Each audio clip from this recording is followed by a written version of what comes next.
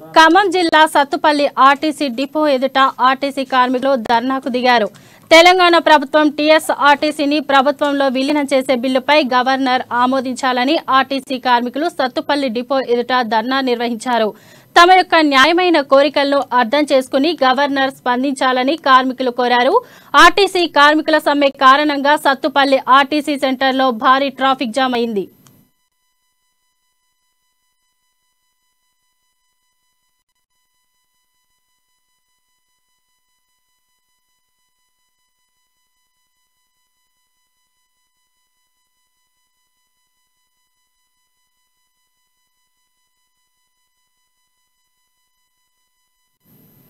Khammam RTC depot ముందు RTC కార్మికులు ఆందోళన చేపట్టారు.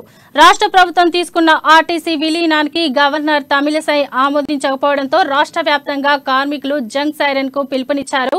నల్ల బ్యాడ్జీలు ధరించి డిపో ముందు గవర్నర్ కు వ్యతిరేకంగా నినాదాలు చేశారు. ఆర్టీసీ విలీనానికి అడ్డుపడితే రాజ్భవన్ ను ముట్టడిస్తామని యూనియన్ నాయకులు ప్రకటించారు.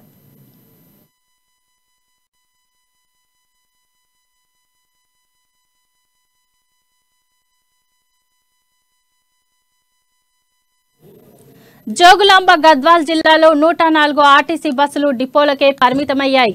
ఆర్టీసీ విలీనానికి అడ్డుపడితే సహించేది లేదని కార్మికులు హెచ్చరించారు.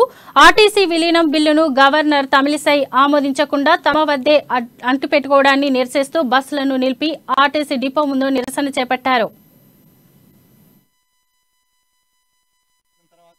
తెలంగాణ ప్రభుత్వం ఏర్పడిన తర్వాత 2014లో సీఎం కేసీఆర్ గారు ఆర్టీసీ కార్మికులని మంచిగా చూసుకుంటానని చెప్పిండు. అయినా ఆ రోజు 44% ఇవ్వడం జరిగింది. అయిన తర్వాత 2017, 2021 పే స్కేల్ రావాలి, అవి అట్లే నాంచుడు దూరంలో పెట్టడం జరిగింది. ఏది ఏమైనా మన పోయిన 31లో మన క్యాబినెట్ మీటింగ్లో ఆర్టీసీని ప్రభుత్వంలో విలీనం చేయాలని కూడా నిర్ణయించిన క్యాబినెట్.